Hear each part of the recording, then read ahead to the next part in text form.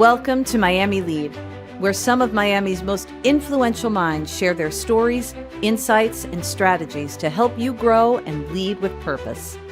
We're glad you're here because everybody wins when a leader gets better. And now, Pastor Bill White. How exciting for us to be back together as our Miami Lead team for another episode of our podcast, Miami Lead. And our guest today, very excited to welcome Dr. Harlan Selesnick, who is the team physician for Miami Heat, and a little bit more. We'll talk a little bit more about that. But to those that are gathered here in the room, I'd like for you to join me as we welcome our guest, Dr. Selesnick. Thank you. Thank you. You've been with the Miami Heat for 37 years now, or is it since 1988? Yeah, since the inception of the team. It's our 38th season. And actually, what I've learned about Dr. Selesnick is that his interest preceded before there was even a category known as sports medicine. You want to take us back to a little bit of that? Yeah. Well, I was really lucky. I was in high school, was interested in going into medicine, saw it at Northwestern had a program where you could apply and get into medical school out of high school. So I only had to go to college for 2 years. And so I said, that's good. That sounded good to you? And McLean Stevenson got on TV, who had come from there, and said, Northwestern had the prettiest girls in the country. And I said, okay, I'm going. You were sold. Okay. And I did meet my wife there, so I would have to agree with that still. Then I was reading an article in the New York Times about a new field called sports medicine. There really wasn't specific training for it. You'd be an orthopedic surgeon, you'd do everything. And technology was evolving. Sports were becoming much, much more popular and also more lucrative in terms of the ownerships and the players. And I was able to hook on with the Chicago Bulls doctors, Dave Bachman and Bates Noble, and I just liked it, and I just have been doing it since. And then you found your way to Miami and stayed. Yes. I was in Miami when I was looking for jobs. There really weren't anyone with real sports medicine training at that time in Miami. This was, 1985. And so I was able to come down, and I've been fortunate that things have gone well. Yeah, I think there are many of us who have found our way to Miami not knowing that we would stay or how long we would stay, and then wound up finding ourselves in a leadership opportunity that became more than perhaps we had anticipated. And I'm so glad that you're one of those. Miami Lead's focus is on not just leadership development, but we seek to interview people that have been leaders in Miami and succeeded in Miami. And so you're wearing a ring, I see. It's kind of got my attention. Do you want to? Yeah. That's not the only one of those you have, is it? It's like show and tell here. No. That's the last Miami Heat championship ring from 2013. 3 championships. Three championships, and since I'm bragging, I also have a ring from covering the Olympic team in 2000. They won the gold medal. And then perhaps a ring coming from Enter Miami CF that you are also team doctor. Yeah, I have told the guys I would love them to win. I'd love another ring because they've seen this, and so we'll see if Messi and company can help do that. And do you have any predictions for us? Let's get to the important stuff first. How's the season looking on both of those teams? You have an idea? Well, Inter Miami has a shot to win it all. Yeah, I think they have the most talent. Soccer is one of those sports where bad breaks and good breaks can happen. So if you have a shot, that's always good. And so I think the playoffs will start a week from this Saturday, and we'll see how things go. As far as the Heat goes, they haven't won in the preseason yet, which is not the most encouraging sign. But yet. Yet. But there is a lot of young talent. Tyler Hero will come back at some point and join them. And so I think we can do better than people think.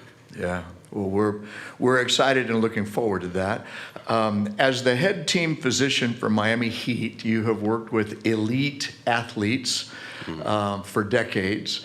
And so the first question I'd like to ask, in those high-stake moments, whether on the court or in the OR, as you are practiced, how do you prepare yourself? We're talking now as a leader, mentally and emotionally, to make the life-changing decisions that are required under the pressure. Yeah. Well, at the game is very different than the OR. Okay, the game, your preparation is to make sure you have the subspecialists that you need for any potential emergency, have emergency action plans. Everything has to be thought out in advance.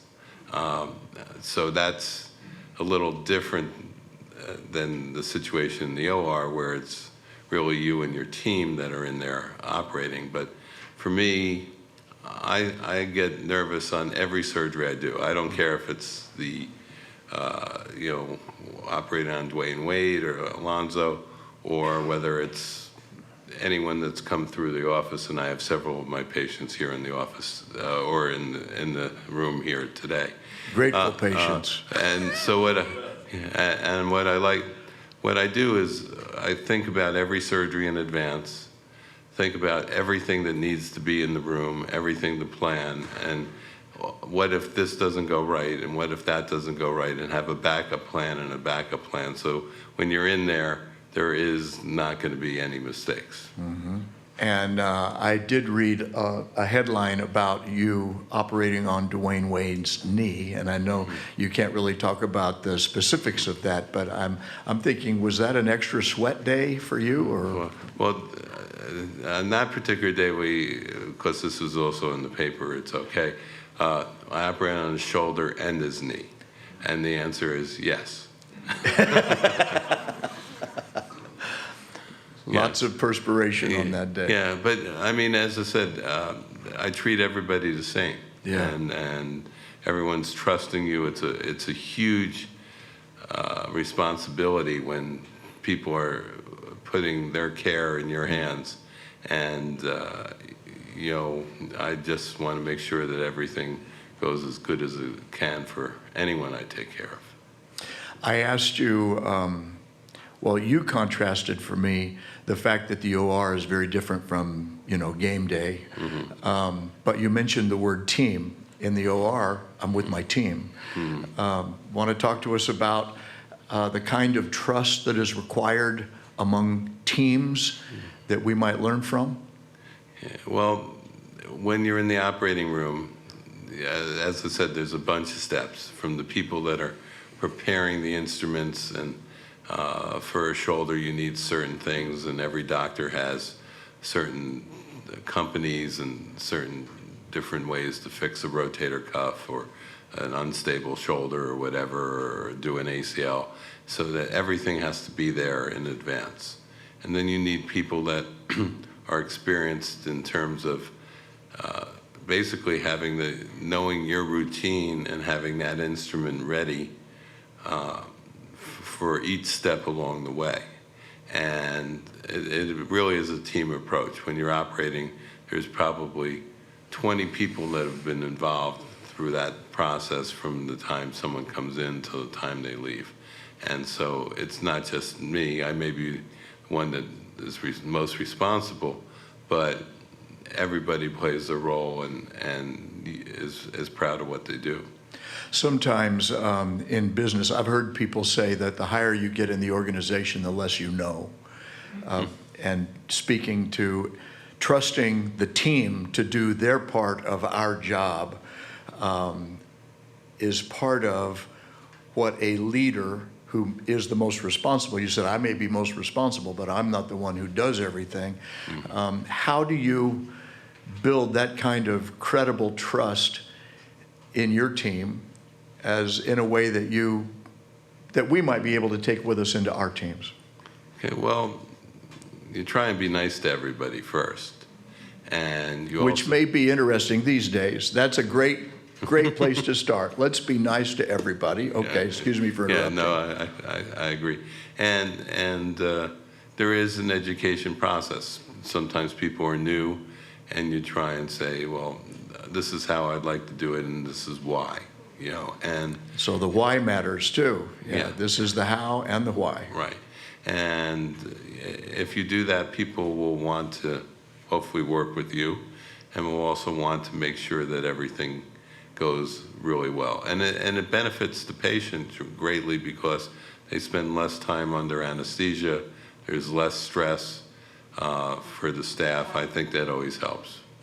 You also said that you've done earlier in the previous question, I think you said that we wanted to make sure everything is covered in the preparation, the readiness, so that there are no mistakes. Right. When there might be a mistake, what then? Well, that's where you have to be prepared. Some of that has to do with experience. Not everything goes exactly the way you want. You may put a ligament in and not like the position. It's not perfect. So I don't leave the OR until that is as good as it can possibly be. And I don't care if it takes a half hour or 5 hours. So you do what it takes until Right. the job is done. Right. You've been in your work for quite a while. Can you speak to resilience or responding to burnout? Not that you've ever had that, but you've been doing much the same, and yet probably learning along the way. Yeah. Well, I think one of the great things about sports medicine is that it's constantly evolving. The arthroscopic techniques are changing literally daily, and you really want to keep up. There's not a procedure I do now the same way I did necessarily 2-3 years ago. That's how things change. So you really don't get stale. It's kind of if you enjoy doing what you're doing and you have to learn, and you want to make it right. How do you stay fresh? Yeah, you just keep doing it. Yeah? Yeah. And then, so for me, the pace of change and all the information is like, man, how do I keep up with this? Sometimes it just feels overwhelming. Yeah, I mean, some of the stuff is not fun, like the electronic medical records and the bureaucracy and things like that. That is not good. Okay, but no job is 100%. We may have some info techies in the room, some data managers who. Yeah. But in terms of the stuff that you're dealing with, like, part of the fun is the patients you see in your office or the patients you see in the training room. One of the things I learned is you want to make every person feel special, and you appreciate them being there. What an incredible answer, I believe. For the question like, how do you keep it fresh and how is it not overwhelming?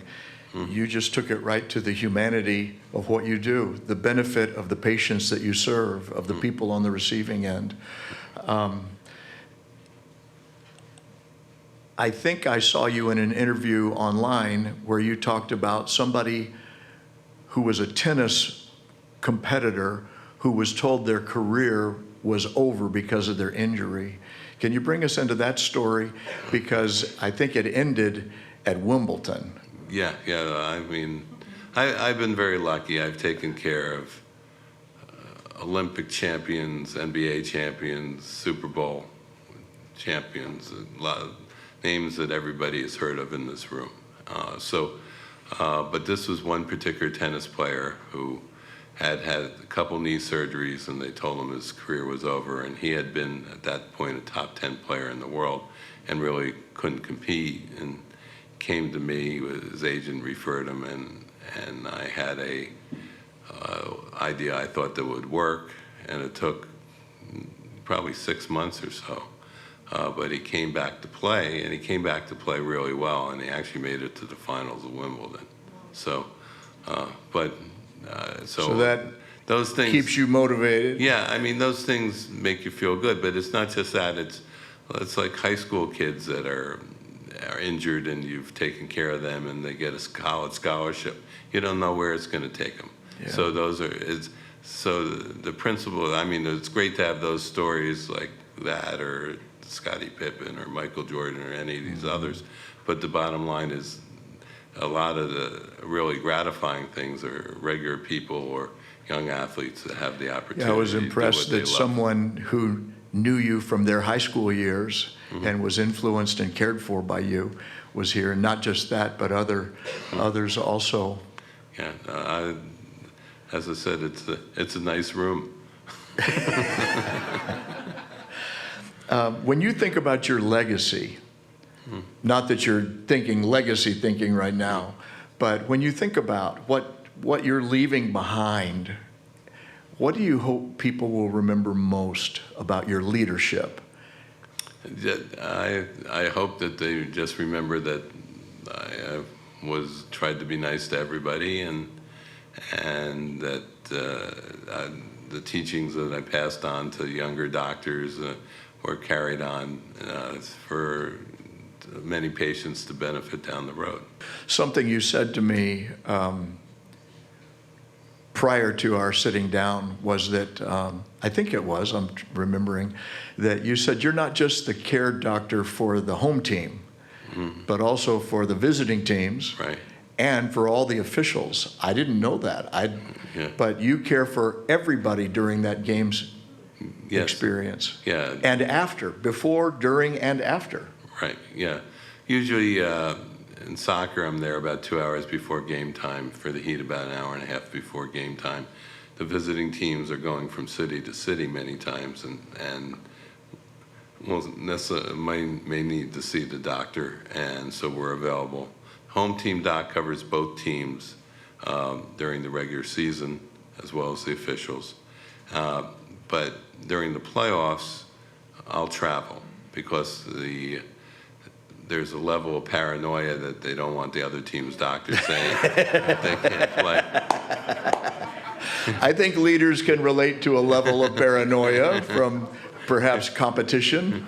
Yeah, so or taking too long to close a cut or something like that. Yeah. So I'll travel during the playoffs. People might be wondering, I saw that in one of the articles that the injuries you deal with most in athletes is with the Heat, jammed fingers and ankle issues. Is that still the case? Yeah, I mean, on the day-to-day stuff, what's the most common injury, let's say in basketball, is someone jams their finger or twists an ankle. We try and do things like ankle taping or bracing and orthotics in the shoes and to try and help that. The problem is a lot of the players have contracts with the shoe companies that are worth a lot of money, and they may be in a shoe that's not the best shoe for them, but it's hard to argue with 50 million reasons not to wear it. So what we'll try and do is those other things to decrease our risk of injury. The more serious injuries that tend to come to surgery tend to be knee problems and shoulder problems. Yeah. Along that line, any advice you'd like to give to the weekend warriors that are listening in about leading their lives well and staying fit and maybe what to avoid or how to prepare? Yeah, well, as you can tell, I'm not in the world's greatest shape myself, so I'm probably not the right person to say. But in terms of the weekend warriors, it's people should try and work out at least several days a week so they're not really that out of shape. You want to warm up and stretch before you do the activity, and make sure if you're in the right pair of sneakers for the sport. Little things like that. If you're a tennis player, that the string tension's right, the grip is right, and things like that. So those things help. I would say probably 60 to 70% of the people I see in my office have injuries that are preventable. I'm thinking about an athletic injury I had surgery at Doctors, and I had been pulling some stand-up paddle boards so that my wife and I could get out on the water. And when I was pulling them on the gravel, my foot slipped and I heard something pop. And when I got them down by the water, Lisa said, "Oh, we're going to go stand-up paddleboarding." And I said, "Well, no, you might, but I didn't." And it turned out that I had a metatarsal broke and needed some surgery and needed some care. And so when I was there with Dr. Samji, he said, "You know, this is the most common athletic injury." And I said, "So I have an athletic injury." Yeah. So now you know that. Yeah. You know, I guess that would be a weekend warrior. Yeah.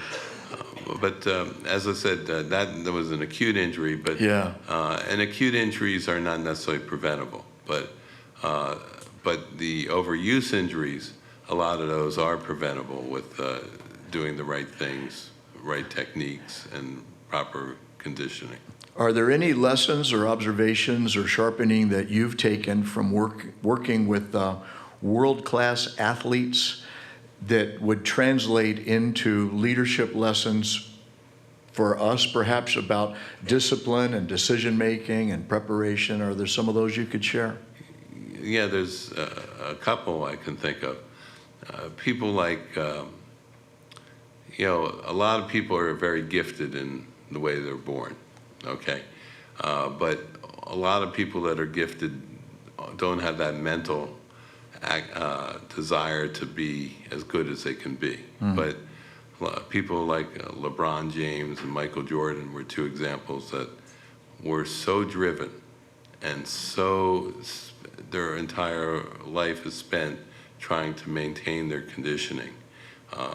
Like LeBron, for example, had his own chef, his own therapist, would have muscle work done. He'd stretch, he'd lift right, practice, and then afterwards had a routine to cool down, and do the same thing every day. And so it's not just that you were that gifted, you worked that hard to be healthy and improve yourself. I remember one time in Chicago when I was with the Bulls, Michael Jordan had a bad game, and he went out for 2 hours afterwards in the practice court. No one knew it, just shooting, just to maintain his conditioning. He actually hired a strength and conditioning coach for himself before teams had them. Wow. So, and then someone like Coach Riley, who leads by example, who's expects you to do your job and lets you do it, and is just very loyal and just a wonderful person to work with. So that's the type of leader I'd like to be. Yeah. So let me summarize what I just heard you say. Assess your natural giftedness. Yeah. You know, because some people are very gifted physically or for a particular task. So perhaps we could just take from that, know yourself and learn your gifts. But then you said some of them have gifts, but not the mind to follow through. Right. And so the second one would be then select your focus and go after it.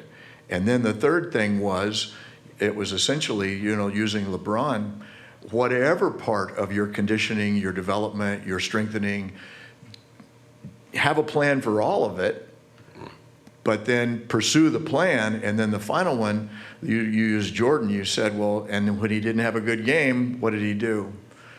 Well, we got to have a way to respond when things don't go the way we thought. So maybe 4 takeaways there for a leader in any field.